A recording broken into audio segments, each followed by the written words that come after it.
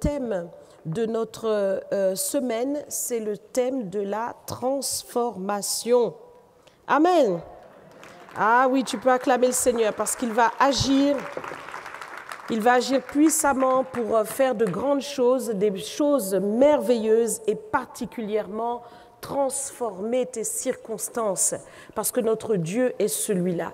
Alors ce matin, eh bien, les paroles d'encouragement que j'aimerais te donner, les paroles d'enseignement, les paroles qui peuvent mobiliser ta foi pour toute cette semaine, j'aimerais vraiment que tu sois attentif à chacune de ces paroles parce qu'elles ont le pouvoir justement de te faire rentrer dans cette transformation. Il faut que tu saches que notre Dieu, c'est le Créateur. Il est créateur. Il est véritablement le créateur de l'univers. Et quand nous regardons dans Genèse, chapitre 1, du verset 1 au verset 4, nous voyons combien Dieu, quand il a tout créé, à partir de rien, nous a démontré sa puissance de transformation. Il nous est dit ceci: au commencement, Dieu créa les cieux et la terre. La terre était informe et vide. Il y avait des ténèbres à la surface de l'abîme et l'Esprit de Dieu se mouvait au-dessus des eaux.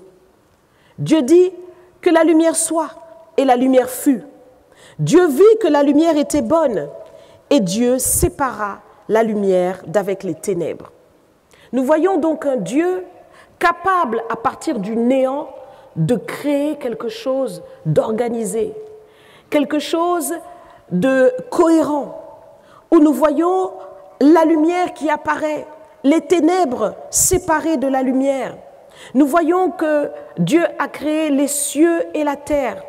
Il a rassemblé les eaux. Il a fait apparaître le sec. C'est notre Dieu. C'est notre Père. C'est celui qui a tout pouvoir dans le ciel et sur la terre. C'est lui qui a créé tout l'univers et qui a créé pour nous un environnement propice à notre développement. Et notre Dieu, c'est celui-là. C'est notre Père. C'est lui qui est pour nous celui qui est capable non seulement de transformer évidemment le vide en quelque chose de merveilleux. Quand nous regardons tout l'univers, quand nous regardons la terre, quand nous regardons les montagnes, quand nous regardons les forêts, quand nous regardons tout ce que Dieu a déployé, cela nous émerveille. Mais nous devons réaliser que c'est par une puissance que Dieu l'a accompli, la puissance de sa parole, la puissance qu'il a de transformer toutes choses. Tout ce qui est tohu-bohu, tout ce qui est incohérent prend du sens avec notre Dieu. Et c'est le même qui est capable de transformer l'environnement de chacun de ses enfants. Regardez ce qu'il est dit dans le psaume 107 au verset 33. Il change les fleuves en désert et les sources d'eau en terre desséchée. Le pays fertile en pays salé à cause de la méchanceté de ses habitants. Et il change le désert en étang et la terre aride en source d'eau. Et il y établit ceux qui sont affamés. Il fonde une ville pour l'habiter. Donc Dieu est à l'œuvre. Il donne des conditions favorables à ceux qu'il aime. Il est capable de changer le désert en étang, la terre aride en source d'eau, afin que chacun puisse trouver de la nourriture pour vivre et habiter. Non, ce n'est pas le concours tout simplement des circonstances, mais Dieu a placé sur la terre des endroits favorables pour que nous puissions prospérer, pour que nous puissions nous y développer. Et Dieu fait ces choses sciemment, consciemment, parce qu'il veut établir ses enfants. Il veut établir son peuple. Il a une pensée pour chacun d'entre nous. C'est ce Dieu-là que nous servons. C'est notre Père qui est dans les cieux, qui transforme aussi les temps et les circonstances. Il nous est dit dans Daniel chapitre 2 au verset 20, et c'est Daniel qui parle, il prit la parole après l'expérience extraordinaire qu'il a faite. Il a pris la parole et il a dit « Béni soit le nom de Dieu d'éternité en éternité, À lui appartiennent la sagesse et la force. C'est lui qui change les temps et les circonstances, qui renverse et qui établit les rois, qui donne la sagesse aux sages et la science à ceux qui ont de l'intelligence. Ton Père qui est dans les cieux, c'est celui-là, qui est capable de renverser tout ce que l'homme pense être établi. Parce qu'à l'époque, il s'agissait du roi Nebuchadnezzar. Il pensait être établi par lui-même, mais Dieu lui a démontré qu'il est capable de le renverser. Et donc, ce Dieu-là, c'est lui qui change les temps, les circonstances, et même tout ce que nous voyons dans l'actualité. Nous pouvons penser que, eh bien, l'ennemi fait un travail et que Dieu le laisse faire parce qu'il lui donne un temps. Mais en réalité, la Bible dit clairement que celui qui détruit, c'est le Seigneur qui le manie comme une hache dans sa main. Et quand il aura terminé son travail, eh bien, il viendra pour donner le dernier mot. C'est ce que la parole déclare.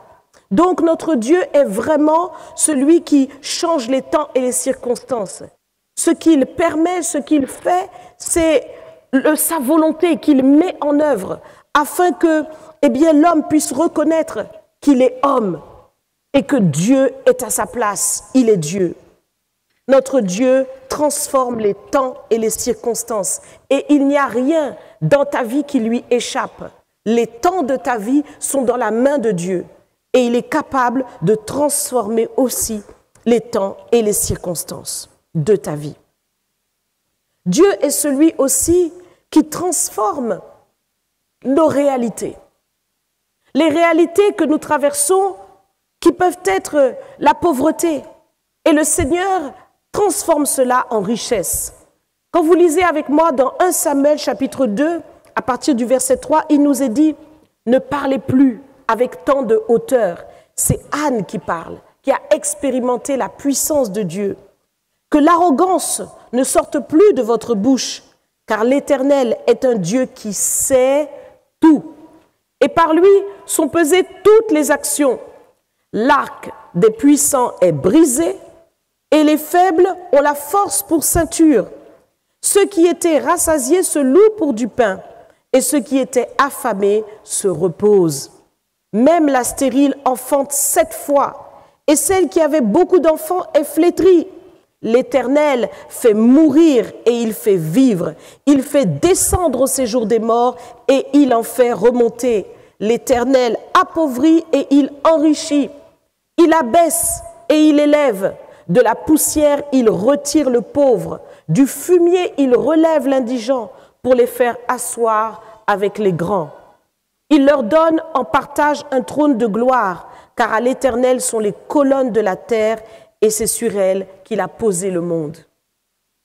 C'est ce Dieu-là qui est ton Père. Celui qui est capable de changer tes réalités. Si ces réalités sont la pauvreté, eh bien, il est tout à fait capable de t'enrichir. Si tu es humilié, abaissé dans ton quotidien ou dans ta vie, il est capable de t'élever. Il est capable de te retirer de tout ce qui peut être ignominie et de te faire asseoir avec les grands. Le Seigneur l'a entièrement démontré. Et ce sont des choses qui ne sont pas loin de toi, parce que ce Dieu-là, c'est ton Père. Ça veut dire que ces propriétés qui sont en Dieu te sont accessibles. L'Éternel est tout à fait disponible et disposé à le faire pour toi aussi. Quand nous regardons Ésaïe au chapitre 45, nous voyons encore plus que Dieu est à l'origine de ces choses. Il nous dit, c'est afin, au verset 6, que l'on sache, du soleil levant au soleil couchant, que hors moi, il n'y a point de Dieu. Je suis l'Éternel et il n'y en a point d'autre. Je forme la lumière et je crée les ténèbres. Je donne la prospérité et je crée l'adversité. Moi, l'Éternel, je fais toutes ces choses.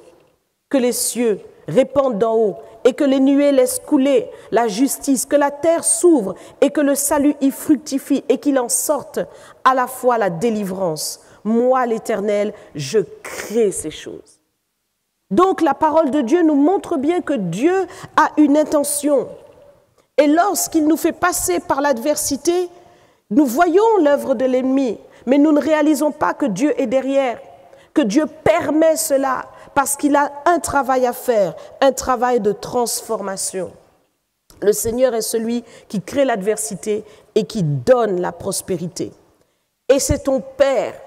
Ça veut dire que si tu as besoin de cette prospérité, alors il faut aller vers ton Père pour qu'il crée ces choses pour toi. Dieu est celui qui transforme la malédiction en bénédiction.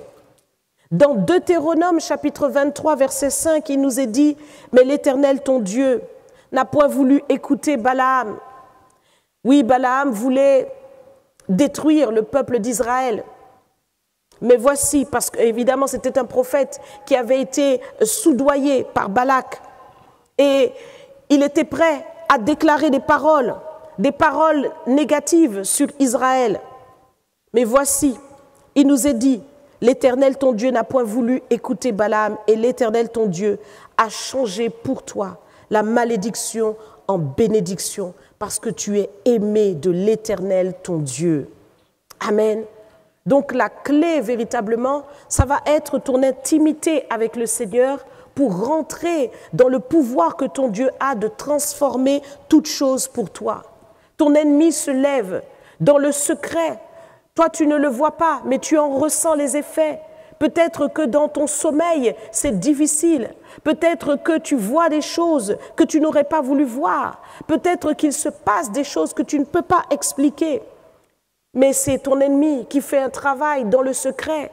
Ils se réunissent, ils font leur messe occulte, ils écrivent ton nom, ils font des choses contre toi, ils ont planifié des choses contre toi. Mais ton Dieu, ton Père prend une autre décision sur toi. Il change pour toi la malédiction en bénédiction. Ça veut dire que Dieu ordonne pour toi des bonnes choses. Il déclare sur toi des bonnes choses, car il connaît le projet qu'il a formé sur toi, et c'est ce projet qui doit prévaloir, parce que tu es aimé de l'Éternel. Oui, c'est ce Dieu-là. Et nous l'avions lu déjà, mais je le relis encore aujourd'hui. Joseph, dans Genèse chapitre 50, verset 20, dit « Vous aviez médité de me faire du mal à ses frères, parce que ses frères avaient voulu le tuer, ce qui est terrible. Comment une telle haine peut se manifester dans une fratrie? Ce sont malheureusement des choses trop courantes.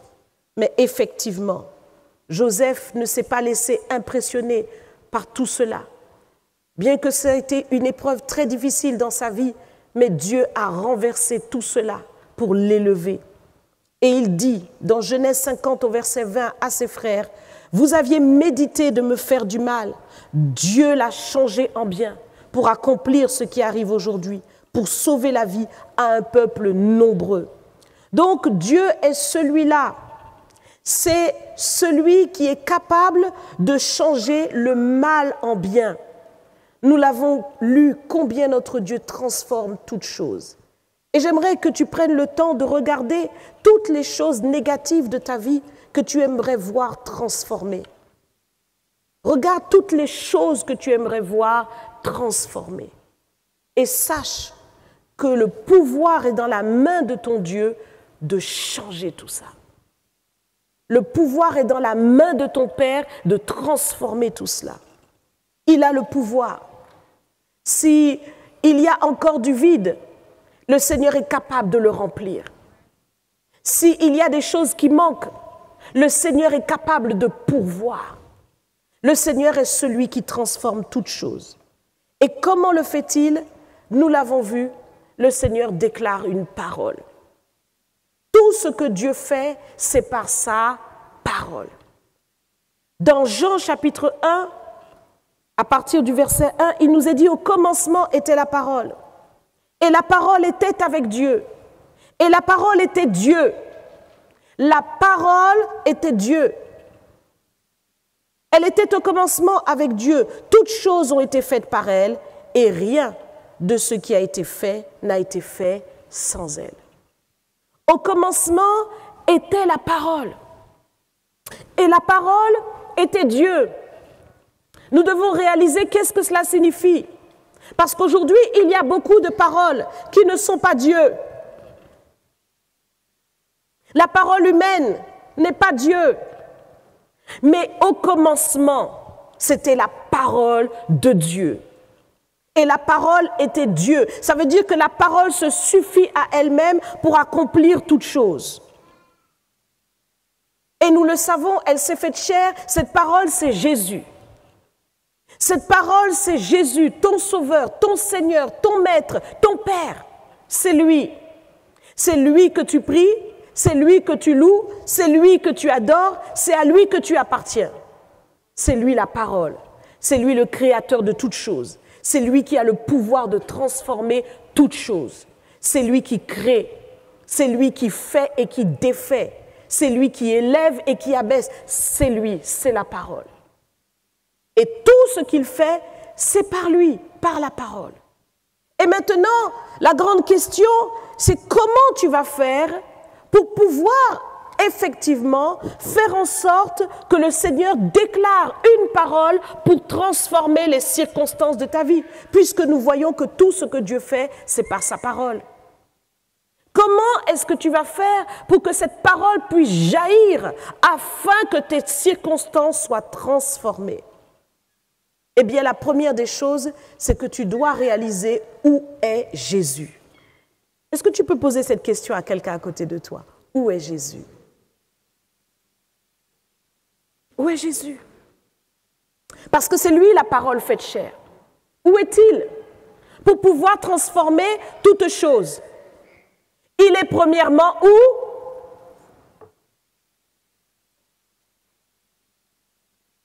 Il est sur son trône. Amen. Il domine toutes choses. Et il est où encore?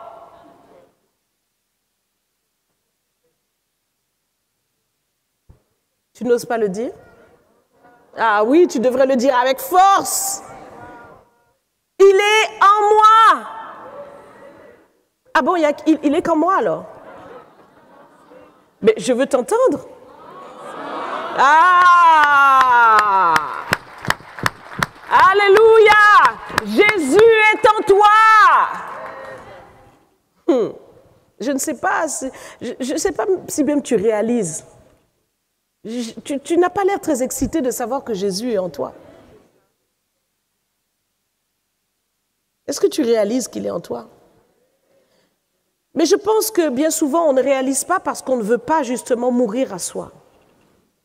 Donc Jésus est là, mais il est endormi. Il y a plus de toi et moins de lui.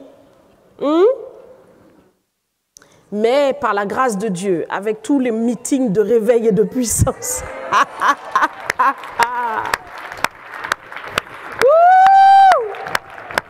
avec tous les meetings de réveil et de puissance, maintenant c'est Jésus qui prend place. C'est Jésus qui prend place. Et Jésus donc est en toi. Il est en toi. Et il veut continuer de faire un travail de transformation. Il n'a pas fini. Il est toujours le Créateur. Il est toujours celui qui accomplit de grandes choses. Et il veut transformer ton environnement. Quand nous regardons ce que le Seigneur a fait, et j'aime bien prendre l'exemple de Pierre, le Seigneur, en venant dans la vie de Pierre, a commencé par changer son monde. Amen. Il a commencé par changer le monde, la vie de Pierre, tout son monde. Et j'aimerais que tu comprennes que le Seigneur va aussi changer ton monde, tes réalités. Il va transformer ton monde. Je n'oublierai jamais quand je médite cette parole et tout ce dans quoi je me projette quand je médite cette parole, quand Jésus est entré dans la barque de Pierre, Jésus est venu transformer son monde. Pierre s'appuyait sur ses compétences pour pêcher. Pierre s'appuyait sur sa connaissance, sur tout ce qu'on lui avait transmis pour être un marin-pêcheur efficace. Mais sauf que toute la nuit, il n'avait rien pêché. Et donc, dans cette sécheresse, le Seigneur est venu pour lui donner l'abondance. Et le Seigneur a transformé, révolutionné sa réflexion, sa pensée, sa compréhension des choses. Le Seigneur a commencé un travail avec lui pour lui faire comprendre que Pierre, je suis capable de transformer ton monde. Et le Seigneur lui dit simplement, jette le filet à droite. Vas-y, va en eau profonde et jette le filet.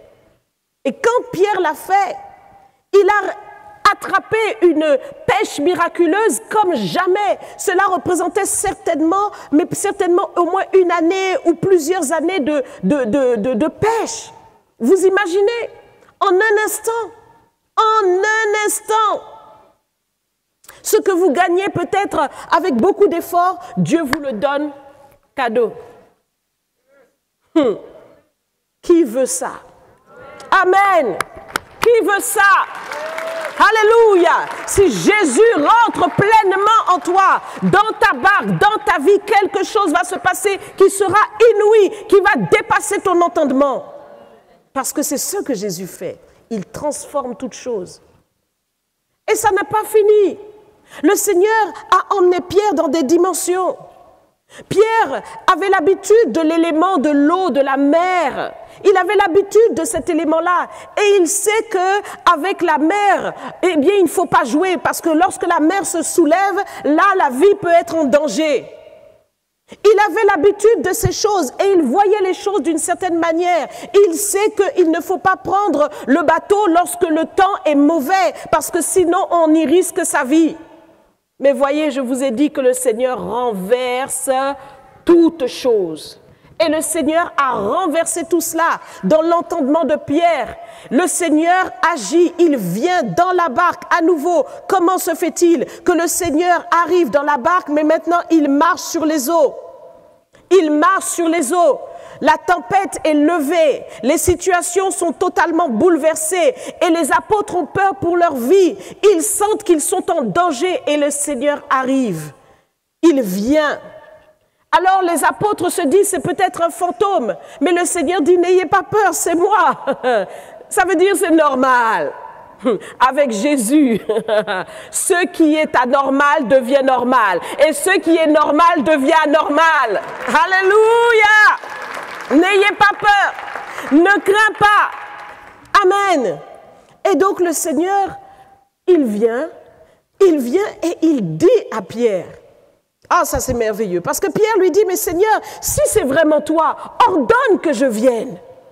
Voyez, et c'est ça, quand on a Jésus dans sa vie, on peut faire des expériences extraordinaires avec le Seigneur et sortir de ses habitudes, sortir des choses qu'on a déjà expérimentées pour expérimenter de plus grandes. Et là, le Seigneur, eh bien, répond à Pierre, mais viens Pierre, tout est possible à celui qui croit, viens simplement. Et donc, tu vas te retrouver dans une situation où l'élément liquide devient tout d'un coup solide. Est-ce que tu peux comprendre un truc comme ça? C'est-à-dire que Pierre se retrouve à marcher sur les eaux. Il est là et il marche sur les eaux. Ah, ça, c'est la puissance de notre Dieu qui transforme toutes choses. Et le Seigneur a révolutionné la pensée de Pierre. Pierre n'a plus jamais regardé les choses de la même manière après avoir fait cette expérience. Mais effectivement, c'est très facile de revenir dans son quotidien, de repartir dans ses habitudes, de regarder aux éléments et de sombrer. Seigneur, secours-moi, parce que Pierre a regardé encore au flot, il a regardé au vent, et le Seigneur l'a tenu en lui disant, homme de peu de foi. Pourquoi as-tu douté? Pourquoi as-tu douté? Et donc, c'est très important pour toi de comprendre que le Seigneur qui vient dans ta vie, le Seigneur qui est là et qui prend toute la place, t'appelle véritablement à bannir la crainte, bannir le doute pour expérimenter des choses merveilleuses que Dieu va faire. Il va transformer ton monde et il a besoin de ta collaboration pour pouvoir accomplir ces choses. Il a besoin que tu collabores. Et comment tu vas collaborer? Eh bien, nous allons le voir ensemble dans Ézéchiel au chapitre 37. La main de l'Éternel fut sur moi, et l'Éternel me transporta en esprit et me déposa dans le milieu d'une vallée remplie d'ossements. Il me fit passer auprès d'eux tout autour, et voici, ils étaient fort nombreux à la surface de la vallée. Ils étaient complètement secs. Il me dit, fils de l'homme, ces eaux pourront-ils revivre? Je répondis, Seigneur éternel, tu le sais. Il me dit, prophétise sur ces eaux et dis-leur ossements desséchés, Écoutez la parole de l'Éternel. Ainsi parle le Seigneur l'Éternel à ses eaux. Voici, je vais faire entrer en vous un esprit et vous vivrez. Je vous donnerai des nerfs, je ferai croître sur vous de la chair, je vous couvrirai de peau, je mettrai en vous un esprit et vous vivrez, et vous saurez que je suis l'Éternel.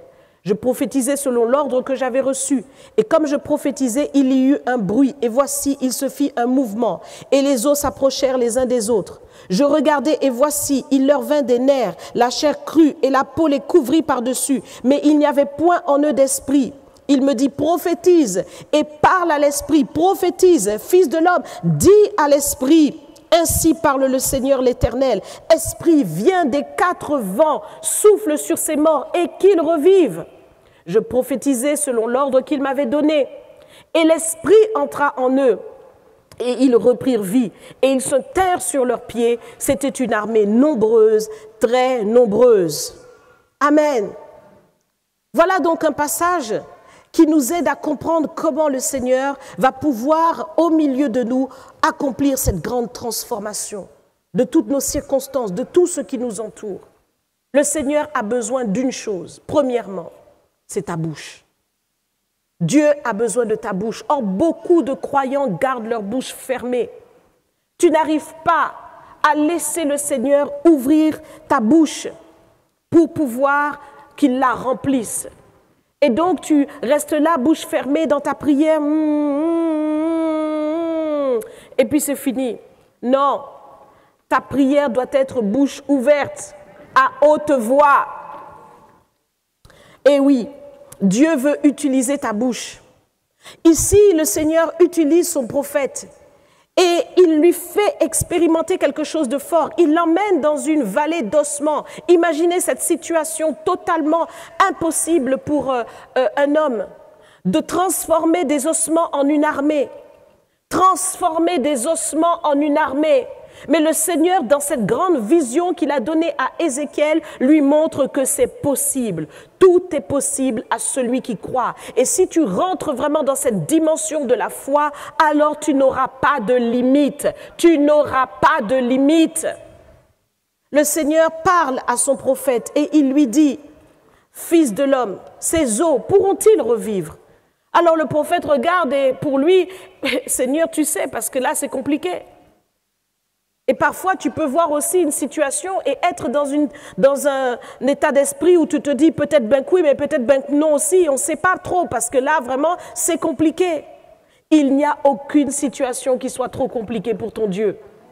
Là, il nous est parlé d'ossements desséchés. Il n'y a plus aucune vie. L'os est sec. Il n'y a pas l'ombre de quelconque, si je puis dire, organe en plus. Il n'y a rien. L'os est sec.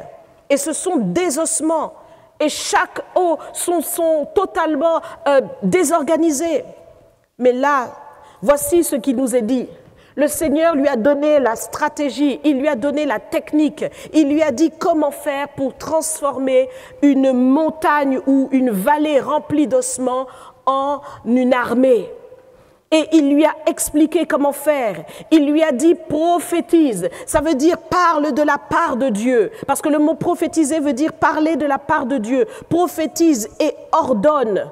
Ordonne que maintenant, eh bien, ces eaux reprennent vie. Il dit, dis la parole de Dieu. Déclare ce que Dieu dit.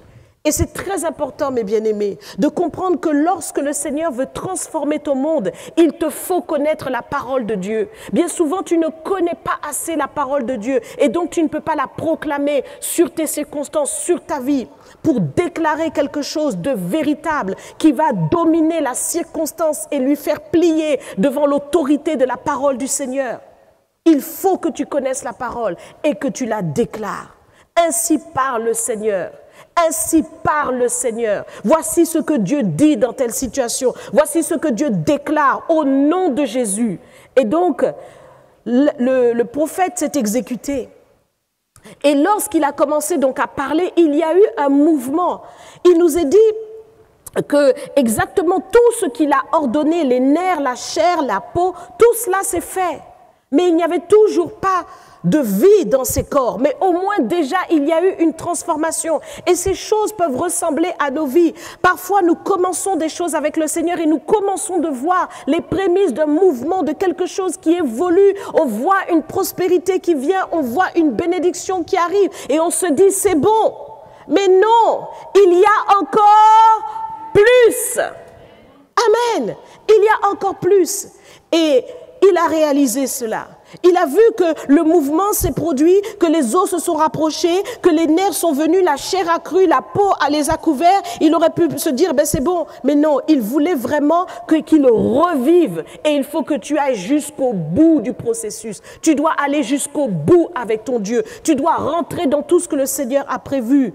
Et effectivement, qu'est-ce qu'il a fait ensuite? Le Seigneur lui a donné le conseil et lui a dit, il y a une autre dimension que tu dois apprendre. C'est celle de parler avec le Saint-Esprit. Tu dois apprendre à parler avec le Saint-Esprit. Tu dois apprendre à dire des choses à l'Esprit, parce que l'Esprit est sur la terre. Jésus est sur son trône, il accomplit des choses, mais sur la terre, c'est le Saint-Esprit qui est là. Et c'est lui qui accomplit les choses que le Seigneur ordonne. C'est lui qui met en mouvement la parole de Dieu. Et donc c'est très important pour toi d'appeler et d'avoir une relation avec le Saint-Esprit. Ainsi parle le Seigneur. Esprit vient des 4 vents et souffle sur ces morts.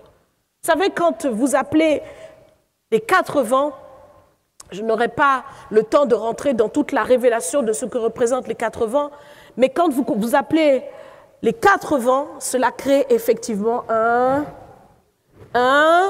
tourbillon.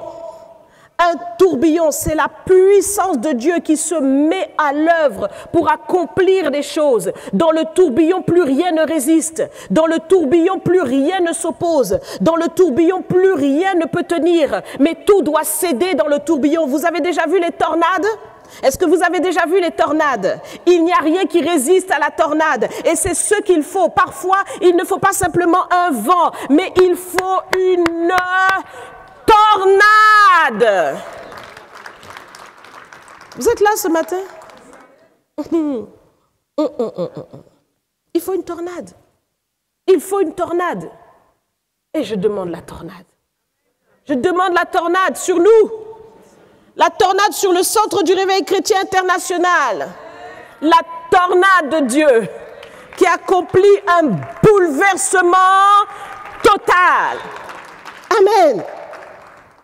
Et donc, effectivement, lorsqu'il a appelé donc l'esprit des 4 vents, eh bien, qu'est-ce qui s'est passé? L'esprit est venu des 4 vents et effectivement, eh bien, il est rentré en eux et ils devinrent une armée nombreuse. Ils devinrent une armée nombreuse. Donc, la possibilité de transformer une vallée d'ossements en une armée nombreuse. Je ne sais pas quel est le besoin que tu as dans ta vie. Il y a des choses dont tu as besoin. Tu constates que tu n'arrives pas à saisir certaines choses, à avancer dans certaines autres. Tu vois qu'il y a encore des blocages, mais sache que rien ne pourra résister à la tornade. Tout ce qu'il te faut maintenant, c'est de rentrer dans cette dimension, d'ouvrir ta bouche, d'ouvrir ta bouche et de laisser le Seigneur accomplir sa parole. Il nous est dit dans le psaume 81, verset 10, « Je suis l'Éternel ton Dieu qui t'ai fait monter du pays d'Égypte. Ouvre ta bouche et je la remplirai. » Ouvre ta bouche. Et donc j'insiste, un peuple de Dieu qui ne prie pas, un peuple de Dieu qui ne rentre pas dans cette dimension ne peut pas voir cette transformation. Mais nous sommes dans la semaine de transformation pour expérimenter ces choses. Tu vas ouvrir ta bouche plus que jamais. Tu vas ouvrir ta bouche plus que jamais. Il nous est dit dans Jérémie chapitre 15 au verset 19, « C'est pourquoi ainsi parle l'Éternel. Si tu te rattaches à moi, je te répondrai et tu te tiendras devant moi. Si tu sépares ce qui est précieux de ce qui est vil, tu seras comme ma bouche. » Ça, c'est une dimension très importante. Notre bouche a besoin d'être sanctifiée pour être utilisée par le Seigneur. Cette bouche que tu as est puissante. Je rappelle que lorsque Jean a vu Jésus sur l'île de Patmos, il a vu effectivement le Seigneur dans toute sa gloire et il avait de sa bouche une épée à double tranchant qui sortait de sa bouche. Donc comprends que la puissance, l'autorité de Jésus-Christ, le règne, la domination, la seigneurie vient de sa parole. C'est par le souffle de sa bouche, c'est par la puissance de sa bouche qu'il anéantit tous ses ennemis. Il déclare une parole et tout est soumis. C'est la puissance de la bouche. J'aimerais que tu comprennes que ta bouche aussi a une puissance puisque Jésus est en toi. Mais bien souvent, nous utilisons notre bouche à mauvais escient. Bien souvent, nous essayons peut-être de mentir, de tromper, de truander pour pouvoir essayer d'atteindre des objectifs. Et donc la bouche perd de son pouvoir et de sa puissance. Parce que tu penses qu'en disant cela, c'est mieux, ça passe mieux. Non, ce n'est pas à vous que je m'adresse. Je pense qu'au CRC, non, il n'y a que des gens qui disent la vérité, en fait. Ici, là, c'est des gens tellement...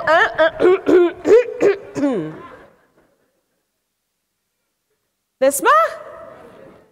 Ouh! Aïe, aïe, aïe, aïe, aïe, aïe, aïe, aïe. Aïe, ah, ah, je sens que tu es concerné. Je sens que tu es concerné. Évidemment. Donc le Seigneur veut que nous soyons sanctifiés de la bouche. Sois sanctifié de la bouche. Amen. Ta bouche doit proclamer la vérité. Elle doit proclamer ce qui est vrai. Il nous est dit ici, si tu sépares ce qui est précieux de ce qui est vil, tu seras comme ma bouche. C'est merveilleux ça. Vous imaginez une bouche capable d'ordonner, d'accomplir la transformation? Est-ce que vous imaginez que votre bouche peut faire ça? Eh oui, c'est important. Ta bouche peut le faire. Le Seigneur dit, tu seras comme ma bouche, parce que la bouche de Jésus n'est pas comme la bouche de tout le monde.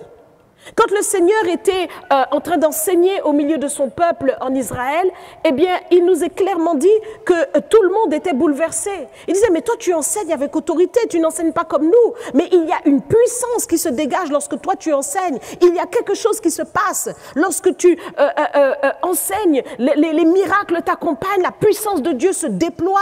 Ça n'a rien à voir avec nous. Nous, on dit des choses, on parle, mais... Vous voyez ? Et donc, la bouche de Jésus est puissante, évidemment, puisque c'est elle qui a tout créé.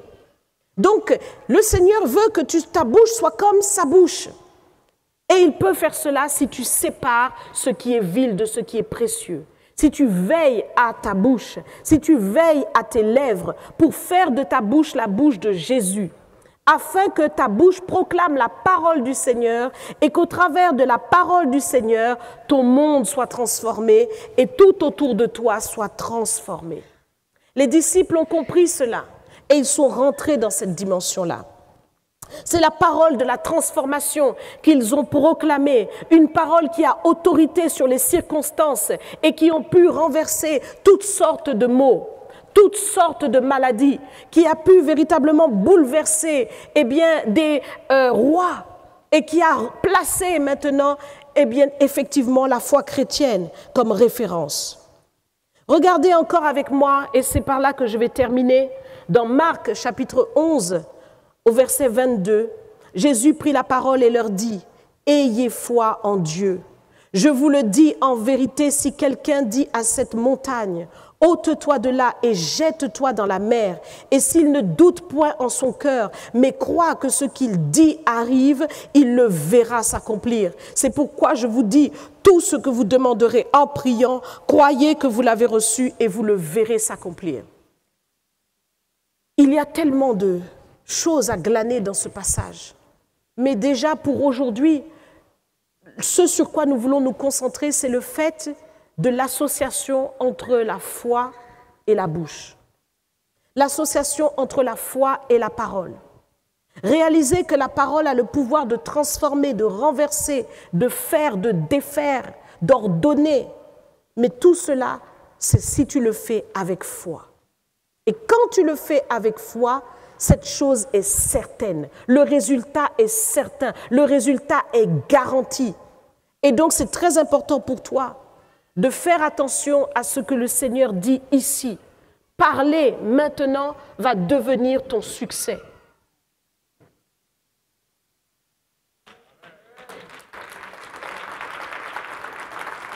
Parler va devenir ton succès parce que tu vas déclarer des paroles certaines, des paroles que tu sais qui s'accompliront parce que tu y crois.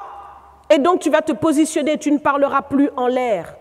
Tu ne diras plus des paroles pour parler, pour donner le change ou pour te mettre dans une position où effectivement, eh bien, tu es en train de perdre pied parce que tu mens. Non, tu donneras une parole vraie, une parole qui s'accomplit. Désormais, ordonnée sera ta direction. C'est-à-dire que tu comprends que par ta parole, tu as le pouvoir d'infléchir les choses de telle ou telle manière. La Bible dit que la vie et la mort sont au pouvoir de la langue. Et donc, si tu aimes la vie, puisque tu veux t'attacher à l'esprit de vie, puisque tu veux conduire les choses dans la gloire de Dieu, alors maintenant tu ordonneras les choses d'une certaine manière au nom de Jésus. Amen. Désormais, prier sera pour toi une victoire. Oh là là, vous êtes endormis ou quoi? Parce que ta prière, c'est par la bouche. C'est avec la bouche que tu pries, c'est pas simplement, Seigneur, dans ton cœur, je pense une bonne pensée et puis tu penses que tu as prié. Non, ce n'est pas ça la prière. Mais la prière doit être vraiment une prière de déclaration. Et quand tu vas prier, ça sera pour toi une victoire. Donc, le Seigneur le dit dans sa parole, ouvre ta bouche et je la remplirai. Que le Seigneur vraiment t'aide ce matin à saisir tout ça. Je sais qu'on a été un peu en profondeur, mais cela, c'est bon pour toi maintenant. C'est bon pour toi maintenant. Tu en as besoin parce que cette semaine de transformation ne pourra pas se faire sans ta collaboration. Tu dois collaborer avec Dieu pour la transformation de tes circonstances. Quand tu vas ordonner, quand tu vas déclarer, quand tu vas faire quand tu vas mettre en pratique tous ces conseils, eh bien, tu verras que le Seigneur va commencer à transformer ton environnement. Si tu as capté quelque chose, acclame le Seigneur. Je n'ai pas dit de m'acclamer, j'ai dit d'acclamer le Seigneur. Il y a une transformation dans ce lieu. Il y a une transformation. Est-ce qu'on peut augmenter mon micro, s'il vous plaît? Est-ce qu'on peut augmenter mon micro, s'il vous plaît? Est-ce qu'on peut augmenter mon micro? Voilà. Encore. On acclame bien fort le Seigneur. Encore, je veux être à l'aise. Je ne veux pas péter mes cordes vocales. Alléluia! Gloire à Dieu, acclame le Seigneur. Acclame le roi des rois. Tu as la puissance de la transformation. Tu as la puissance de la transformation. Elle est en toi, par Jésus qui vit en toi, par sa parole qui est dans ta bouche, par son autorité qui déclare en toi la parole de Dieu. Alléluia! Que le nom du Seigneur soit béni. Alors tu vas répéter justement quelques paroles avec moi. Tu vas déclarer ces paroles de tout ton cœur. Répète ces paroles après moi. Seigneur Jésus, j'ai entendu ta parole. Et ta parole est la vérité. C'est par ta parole que toute chose a été créée. Et ta parole, Seigneur, c'est toi. C'est toi, Jésus. Tu es la parole faite chair. Et tu es la parole qui vit en moi. C'est pourquoi maintenant, Seigneur, oh, je te le demande de tout mon cœur. Ouvre mon esprit. Ouvre mon âme à ta parole. Ma part, c'est d'ouvrir ma bouche pour que ta parole jaillisse. Pour que ta parole jaillisse. Ma part, c'est d'ouvrir mes lèvres pour que ta parole jaillisse. C'est pourquoi je renonce à toute forme de mensonge. Je renonce à toute forme d'injustice dans ma bouche. Je sépare ce qui est vil de ce qui est précieux. Et désormais, que ma bouche soit comme ta bouche. Que désormais, je puisse, Seigneur, ordonner, proclamer une parole qui s'accomplit comme toi, Jésus. C'est pourquoi, à partir de maintenant, plus rien ne sera comme avant. Je n'ouvrirai plus vainement ma bouche, mais je déclarerai une parole puissante qui transformera mon monde, qui transformera le monde. Au nom de Jésus. Amen. Acclame le Seigneur. Oh, acclame le Seigneur comme quelqu'un qui a compris. Acclame le Seigneur comme quelqu'un qui a compris la puissance qui repose en toi. La puissance qui repose sur toi. Alléluia.